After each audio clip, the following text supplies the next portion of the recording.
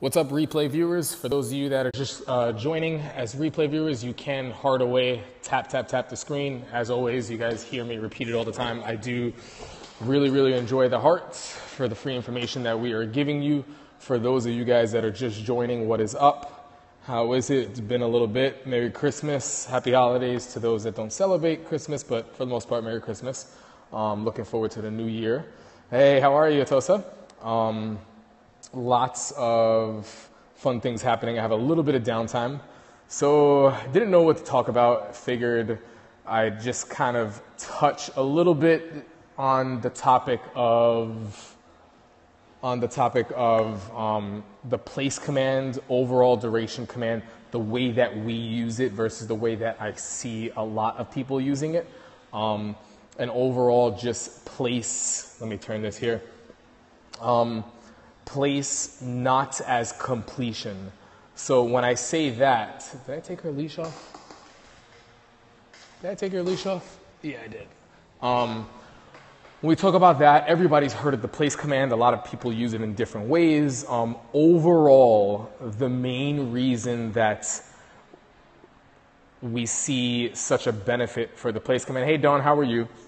Is because, just before I even jump into this, because I know some people will be getting on, for those that are just joining, please heart away throughout. I really do appreciate that. You can also tap that little person in the corner if you feel that this is valuable. Hey, Trudy, what's going on? Hey, Peter, what's up, man? For those of you that are new, my name is Blake Rodriguez. I do have a 2-floor dog training facility and rehabilitation facility here in New York City, Manhattan, New York. Let me see. My name is Blake Rodriguez. One of our head trainers is Andrew. We have a whole team here. We do specialize in behavior modification and overall behavioral training, real world dog training, essentially. Training that is going to set you up with your canine companion for real world situations and the life that you live in, which can be very different from sterile environments, behind closed doors, and all that good stuff. So, who we have in the room today, we got Soko chilling out. It's pretty dead right now. We've had a lot going on. We got Dizzy the Wolf hanging, Sky and Ganji, 2 of our newer dogs who are visiting their owners in Korea right now. Maya, Papaya over there in the corner, and just kind of hanging out, kicking it. We're going to get out Kino and a bunch of the other guys. I'm just taking it easy, trying to rush, trying to get back into things. I got in at 10 o'clock, so I've already had like a full day. But it's a little bit of downtime before I get out Kino. I'll roughhouse with him a little bit. For those of you that think that this will be valuable, didn't seem to be affecting my dog so much, but using body language. Stop. Yeah. So this is the thing, and we're going to get into place now. And I think place is a very important command, but you have to understand why you're using it for certain situations, and also understand that place is not completion. Place is an awesome stepping stone, right? So, again, if you think this is going to be of value, that little person in the corner, you can tap that, and you'll be able to share it or invite everybody that you need. What's up, Kim? How are you? Damn, you just reminded me I got to get back to my email for that. But, okay, so what I am seeing a lot of are trainers that understand that everyone uses the place command. Some use it from a trick-based point of view. Some use it to basically keep a dog. What we're going to do, Tegan, is we're going to do a little bit of a Q&A after. Thank you for actually bringing that up. Everybody that stays till the end will get the benefit of a free Q&A. We also have our dog behavior question Tuesday show. That you ask your question on our Instagram page. For those of you that don't know, because we get people that are asking questions everywhere. We get phone calls, we get emails, we get personal messages on Facebook, on Instagram, and it's really hard to keep track of all that stuff. And I just, as much as I try to get a hold of everybody, it's very difficult for me to answer everybody. So it's not that I hate you or anything like that. It's really hard. I have difficulty finding time to just eat myself, right? Sometimes I forget to eat. So sometime between Friday and Sunday, there is always going to be a specific post on our Instagram page. It's going to be a picture or it's going to be a video, but if you click on it, you will see Ask Your Question Here. ask your dog behavior question here. That's where you can ask your question and have that answered for the next dog behavior question Tuesday episode, which airs on our YouTube channel. For those of you that are new, everything regarding social media is always going to be Dream Come True Canine. This has Blake Rodriguez. I appreciate that, Guitar. This has Blake Rodriguez, but even the @ handle is at Dream Come True Canine. Our Facebook page is Dream Come True Canine. On Instagram page, Dream Come True Canine. YouTube, Dream Come True Canine. So you can check out, see a lot of our work, right? We do have some new videos and things coming up. They're on there, Trudy. They're on there. I just actually finished posting one today. It's a video of Soko with a basketball and his paws on it. And when you click on it, you see it gets bigger. It's like ask your question here. So every Friday to Sunday, you guys got to be active on there to see where it is. There's always going to be that ask your question here post. That specific post is where you ask your question to get it answered on the show. And we make sure that we answer, we usually probably cut it off at 10 questions because we don't want the show to get too lengthy. But that's that. Okay, so going into the place commands, we see people that use it. I think a lot of people understand that there are benefits. Not everybody uses it the same way. So rather than going into like what people are doing wrong and stuff, we're just going to go ahead and we're going to talk about how I use it and the benefits of like what our team does when we're using it and why we use it, right? So overall, when we're using place in the very beginning, we like to do it from a trick-based point of view, meaning teaching the dog, it's almost like a touch command, teaching the dog that their choice, because we use food and we don't use treats so often, we pretty much use their meal. So we want to teach them an earning lifestyle, that their choices matter and what they get or don't get is directly related to what they're doing or not doing or how they're acting or not acting, right? Once you teach a dog that their choices matter, that they have a say in what they get or don't get, it's a game changer because now you're in a position where they realize that listening to you is beneficial to them, right? Because you're controlling their resource. So in the beginning, we'll do something simple. It's like, hey, let me show you that when you get on here, and then I say yes, this is how you get the food. So simply going on that square or that rectangle, whatever size place you have, is when I say place, and in the beginning we don't use the command, we just show them how to do it, is how you get this food, all right? So that's the start. Down the road, so that's like from a trick-based point of view.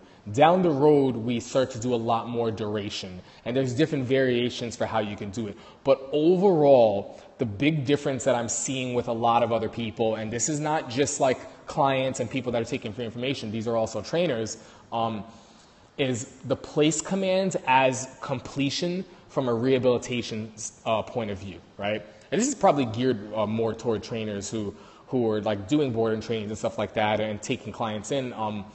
You see that we place our dogs, but for us, the next step of what we're trying to accomplish is we really don't want, we don't want like a dog that's aggressive toward dogs or toward people, or a dog that is super insecure and nervous, to get to the point where they can hold a place around distractions and then not learn from there, right? Because coexistence is a very, very important part of like the next step, in my opinion. It's a huge stepping stone. But if like I have a dog that's like killed another dog before or mauled another human, and I want to get them to the point where they can coexist, not in a shut down state of mind. Like I do want to create the habit, like, okay, habitually, like, you know, when we're just chilling out, just relax on there. Don't be annoying, don't be anxious, don't be stressed. Learn how to chill. Awesome.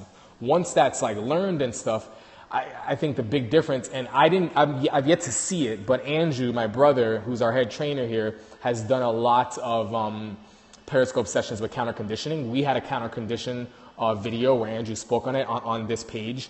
And for those of you that don't know, these Periscope videos are, they're only replayable for up to 24 hours. The cool thing that we've done is there's a website called catch.me. It's KATCH.me.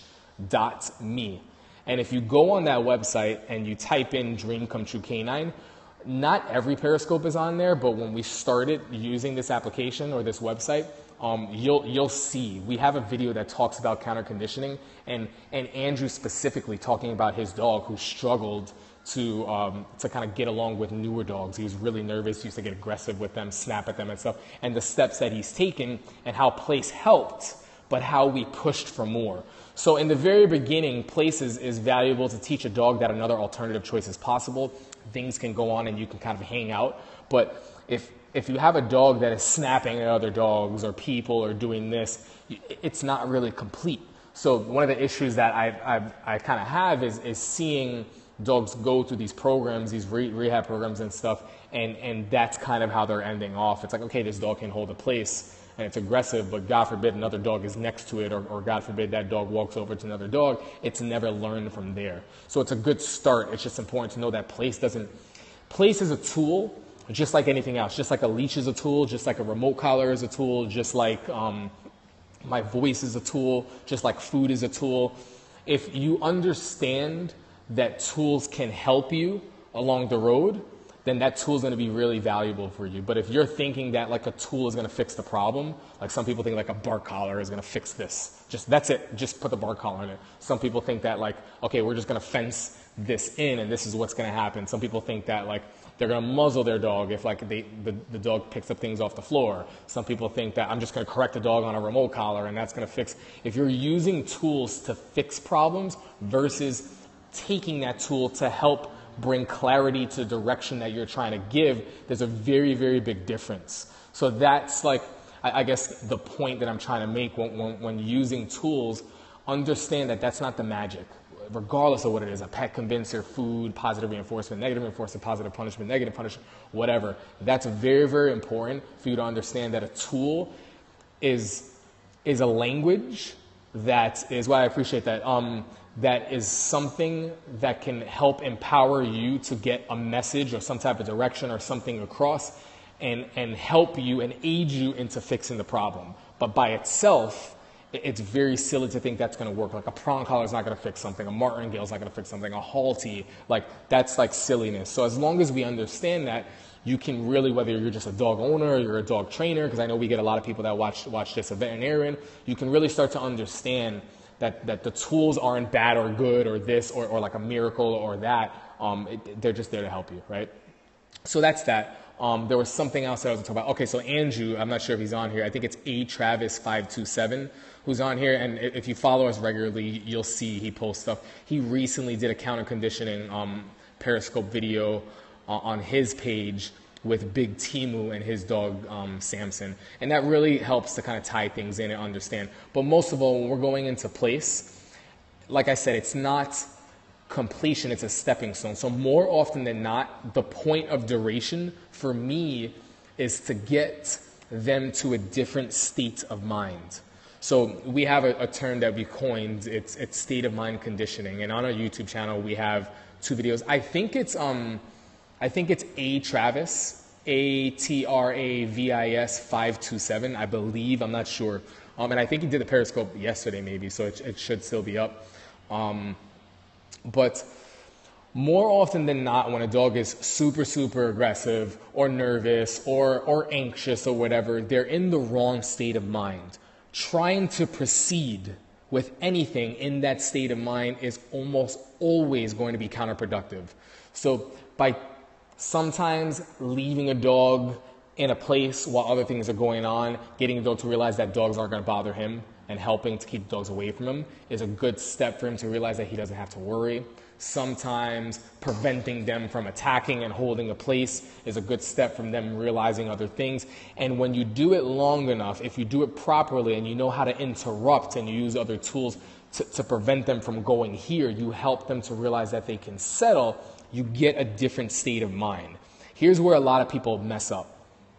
They accomplish what they want. They get that state of mind, and then what they do after working so hard for that, they release the dog without keeping that state of mind. So it literally goes from a dog that's up here to a dog that places, and then when they release the dog goes back up here again, so it was all for nothing. What you really, really want to focus on doing is taking, it's almost, think of it as like a music. Like when you have play, you have pause, and you have volume. What most people are doing is they're pressing play, or the dog's pressing play, they're pressing pause, or they're pressing stop, and that's when the dog's on place, they are not lowering the volume, or what they're doing is when it's on stop, the volume's off, obviously, and then when they press play, it goes right back to where it is. What the purpose of the place is to get, essentially, because when you get a different state of mind, it depends on what you're working on, obviously, because there's different reasons for doing it. But what you accomplish and what you get, that's what you want to maintain when the dog comes off of there, so you can start to introduce. Dogs that are highly, highly aggressive are here all the time. Dogs that are highly anxious are here all the time. Dogs that are highly nervous, they're a little bit weird. So if we get that state of mind to change, where they're actually a little more relaxed, that's what you want to proceed on. That's what you want to introduce on. And that's the value of duration work and place work for us, is understanding, okay, now I have the state of mind that I want. I want to either reward that, I want to praise that, and how do I reward that or how do I praise that? How do I proceed on that? That's super, super important. So place is not completion. That doesn't mean that your dog is rehabilitated because you can hold a place. It's just a stepping stone in the right direction, and you have to see, okay, where do I go from here? Just like any tool, right? State of mind conditioning is very, very important. Now, that's pretty much what I wanted to get into. It's nothing crazy. It was just a thought that was in my mind, and it was like, you know what? Because random thoughts go through my mind all the time. It was like, instead of just thinking about that, why don't I just spread the word and talk about it a little bit? So that's that. Now we're going to get right into this. How do you reward it without causing it to get riled up? Oh, I'm on 20% battery life. That is no bueno. So now we're going to do a Q&A. So that's the first question from Geektard. It depends on how you praise, right? So you have to be very, very aware of your energy and your state of mind and how you are. You have to really be conscious of breathing. You have to know when to move forward. I teach all my trainers this, when to move forward, and when you're trying to get something and something is disruptive, not saying no and continuing to move forward, knowing when to stop with your body, knowing when to move in to continue to reinforce or move in to correct and stop. All of those little things, you have to make sure everything is congruent, everything matches, right? If you're trying to get something to stop, make sure your body says that. A lot of times your body doesn't match what you're trying to say, and your dog is reading your body. So you think that the dog is stupid, the dog doesn't listen, but it's just you're very out of touch with your instincts, right? So people can talk about, like, for example, Cesar Millan all the time and love him or hate him. The people that hate him, you can't deny that from a body language point of view, the dude is a freaking master, right? There's things that's also why it's very difficult and dangerous at times what he does, because he's good at it. He can be freaking fantastic, but not everybody is good at that. So for certain clients to try to replicate that, they don't even understand what he's doing half the time. Things go over the head, right? Yeah, but that's super important. Everything has to be congruent. Hey, Mama Gail, how are you? I don't remember. Is this your first Periscope with us? I don't remember. Awesome. See, I think I saw that email or something. I don't remember seeing you on here before, but Mama, if this is your first time, welcome. Yeah, so now we're going to go ahead and, Mama Gail, that's really funny. What's going on? Okay. Well, that's that. Now we're going to go ahead and we're going to go into a Q&A. But yeah, definitely, you have to be mindful, right? A lot of times people don't realize it's that they create, the simple thing, you get what you pet. So when are you trying to move in and pet? Are you aware of your energy? Are you what I call Uncle Jimmy? Uncle Jimmy's like the guy that, I'm just getting the kids ready for bed. They just finished their homework. They're watching TV. They're chilling out. I don't mind that they're hanging out in the living room. But now all of a sudden Uncle Jimmy comes home and he goes, "Who wants ice cream?" as he comes in, right? And the kids are like, "Yeah!" And they get all riled up and stuff. And as a parent, the first thing I'm going to say is, why did you get them riled up? He's not going to be like, what do you mean? He's going to be damn well aware of oh yeah, I shouldn't have said it like that.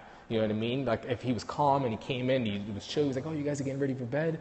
Really cool. What are you guys watching? All right. Well, listen, get to bed early because tomorrow I'm going to take you guys out for ice cream, okay?" So the whole presentation, everything is different, right? Even if we would have walked in and be like, "Who wants ice cream tomorrow?" It doesn't make sense because it was the wrong energy for the situation. So you have to be very, very mindful of that. That's super, super important. What other questions do we have, guys? If this cuts off, my phone died, so I apologize. It's important to explain it. State of mind change. It depends on what place represents, right? It depends on how often you practice it, and when you're releasing, how you're releasing, what you're doing. You have to be very mindful that dogs are creatures of pattern. So if the pattern is always the doorbell rings and this is when you practice place, it only represents this all the time, right? It's never been taught to actually represent what you want it to. And this is my theory, so I don't have evidence aside from like what I see with my own experience, but I think the same can be applied for, hey, Tegan, copy and paste that and send that again. Hold on one second. The same, because if I read that, I'll forget. The same can be applied for, or can be said for scent association. So what we've done a lot of, and listen, again, I don't have the studies, this is just my own experience. Some people will say that certain scents, now when I say scents, I don't know if I'm pronouncing, because I know I have a New York accent sometimes, I'm talking about nose, like aroma, right? Certain smells create certain states of mind. Like you hear like lavender vanilla is calming, or like this is this, or this is that. I think that most of that is BS. But what we have had a lot of success doing is introducing certain smells when dogs are in certain states of mind, and that is how certain scents represent certain things. Meaning, have you ever noticed that if your dog is a city dog and you start driving upstate, or you start driving toward grass, or you start driving towards something where the air smells different, your dog gets a little bit more excited, right? Or have you ever had a spring fling or a certain song of summer or spring or something where you, if you were to smell a certain perfume or cologne, or you were to hear a certain song right now, it instantly brings you back to that one hookup that you had, or it instantly brings you back to that one summer and that one memory, right? It's that nostalgic type of representation. So what we've had a lot of success doing, and I can't prove it, I just tell you that it's working,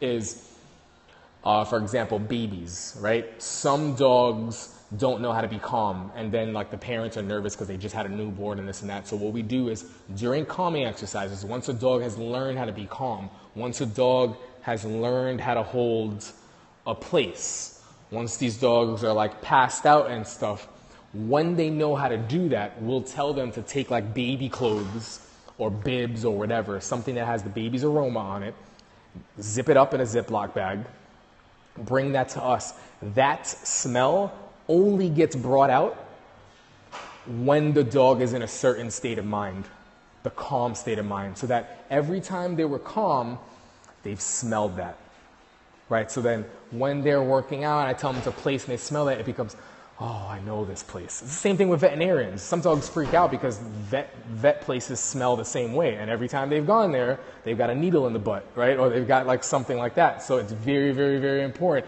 Hey, Kim, I'm just gonna let you know right now, it's for a dog walker position that might tie into kennel manager here. So we can talk more about that, but that's the position here. So that's what I think. I don't think that lavender just all of a sudden it's like, oh, we're calm. I think that's BS, right? Okay, yeah, I'll see you Saturday for sure. But I think if lavender gets associated with a certain state of mind, right, every single time, then it represents that. So that's my theory, right?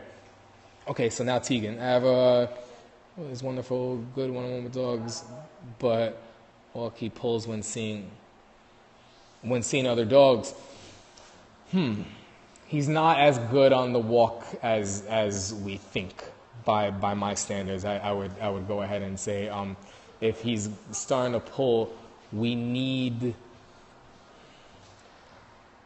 got to look at a couple things, right? The leash pressure isn't the way that we want. For Darcy, so for Trudy, for you, you're just missing the cues and you're not using the leash the right way. The leash has to be used as a tool to show an alternative. If we're just using and popping, I know for a fact, and that's what I've been meaning to work on with you, is that it's not clear the way you're using the leash. And this actually ties into Tegan. Either, I don't know Tegan as well, so it could mean that you don't have a leash pressure and that language the way we need it, or when you're using the leash, there's no clarity in it. So you're speaking a language with a heavy-ass accent. Just think of it that way. That's the best way to explain it. And the dog is like, listen, like I speak Spanish, but the way you're speaking Spanish, I don't understand a word you're saying, right? So that's basically what's happening. So there's a couple things that we can do to make it easier. We have to understand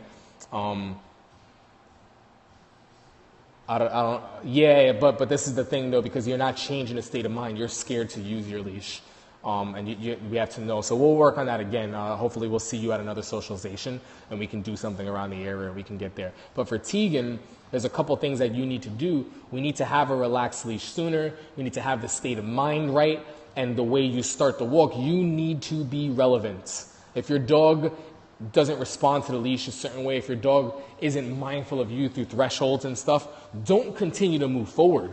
You need to be mindful of that right there. If when you walk through, your dog kind of just goes, and then, when you're asking for leash pressure, your dog doesn't turn with the leash pressure, your dog kind of does this, then the leash pressure isn't as clear as we need it to be, and you need to make it clear, right? And that's assuming that you've done all the foundation stuff prior. That's the stuff I don't know, right? So it's very, very important. One thing I would suggest in early stages is to check out Tyler Muto, Tylermuto.